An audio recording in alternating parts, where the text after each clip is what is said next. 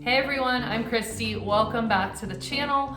Today I'm going to be talking about how to get a student visa for Switzerland. So there are two types of student visas that you can get in Switzerland, and the first one is the C visa, which is for studies under 3 months. And the second type is the D visa, which is for studies more than 3 months. So in this video, we're just going to be talking about the D visa because that's the visa that I had the experience of applying for and receiving. So let's get started. So the first thing you're going to have to do is decide where you want to go to school. So I knew that I wanted to get an online marketing master's degree. So to be honest, the easiest way to get started with this is just to jump on Google and do a search for the field of study that you're interested in. So I just typed in digital marketing master's degrees Switzerland. And basically it just came up with some different sites for different universities that offered different programs. And I just kind of compared them and I found one that was just right up my alley, and it's in Lucerne. And so that's the one that I ended up applying for and getting accepted into. So once you apply, you need to get accepted and you need to get your acceptance letter. This is super important because you cannot apply for your visa until you have your acceptance letter. So as soon as you get that acceptance letter, you're gonna want to start the application process for the visa. So in order to do this, you need to figure out which Swiss consulate you need to apply for your visa through. So I was in San Diego, and when I searched the internet, I found that San Francisco consulate was where I needed to apply to my visa for.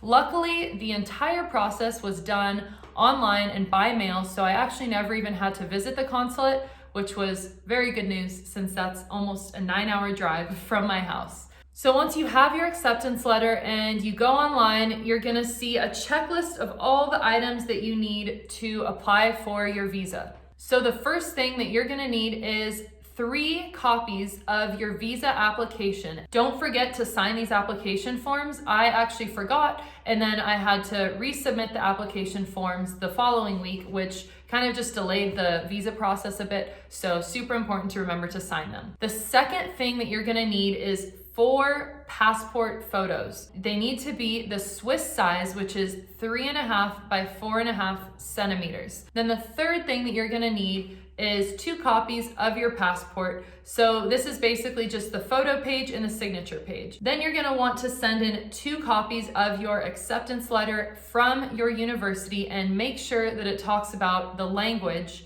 on that acceptance letter, which I think most universities will already include on the acceptance letter. This program is taught in English, and basically you need that because if you don't have proof that it's taught in English, they're gonna want to see proof that you know German, and if you don't know German, then you probably won't be accepted for the visa. So the next thing that you're gonna want is 2 copies of your proof of payment, and this can be for registration or for tuition fees, but usually right after you get accepted, the university will send you an invoice and you'll make that payment, and then they'll send you a proof of payment, and they know that you need that for your visa. Probably the most confusing part of the application was this next part, which was showing proof of financial means.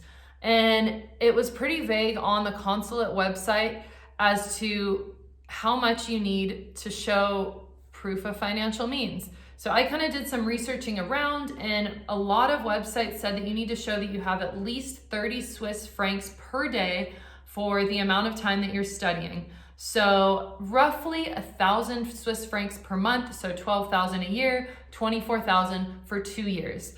And the second part of this is it needs to be with a bank or institution that is also recognized in Switzerland. So the bank in the US that I found had recognition in Switzerland, along with the US, was Chase Bank. The other thing that made this difficult was I had funds in different accounts. Not all of my funds were in my Chase Bank account. So I had to make some transfers from one account into the other, and then I had to go into the Chase branch and ask them for a statement from that current date showing that I had the $24,000 or Swiss francs in the account. And so they did that, and I was able to send that in and I got approved. And then the next thing on the checklist was 2 copies of your certificates or past diplomas.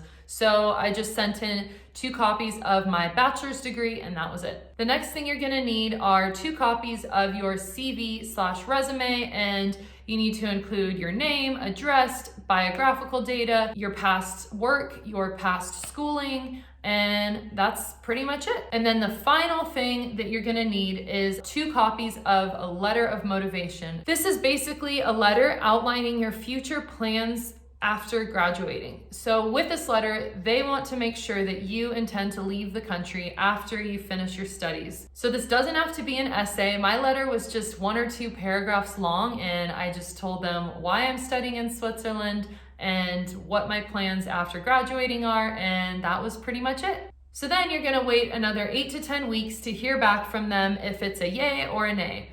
I actually hadn't heard anything back on week 8, so I went ahead and reached out by email and asked them if they could let me know the status of it, because I was gonna start my studies in just a few weeks from them, so I kind of cut it close, and they got back to me, I'm not even joking, within 5 minutes of sending the email, and they were like, oh yes, you've been accepted. So it's like, thank goodness.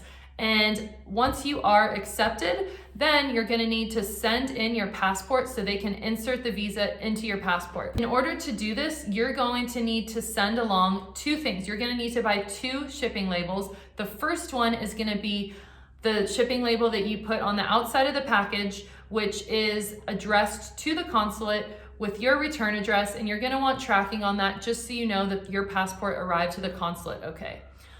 Inside of that package, you're gonna want to put your passport along with another envelope that's self-addressed, and on this shipping label, you're gonna want your address as the receiver address and as the send back address, so that when they send your passport back to you, it's going to get to you. So after you send your passport in, you should expect to receive it back within a week or 2.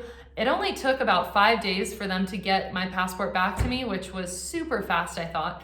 So once I got my passport back, I was all good to go. I had my visa and I flew over to Switzerland. So that's it for the video. If you have any questions, feel free to write them in the comments below. I hope you found this helpful, and don't forget to subscribe to the channel if you want more tips on Switzerland and anything nomad related. Don't forget to like the video, and I will catch you guys later.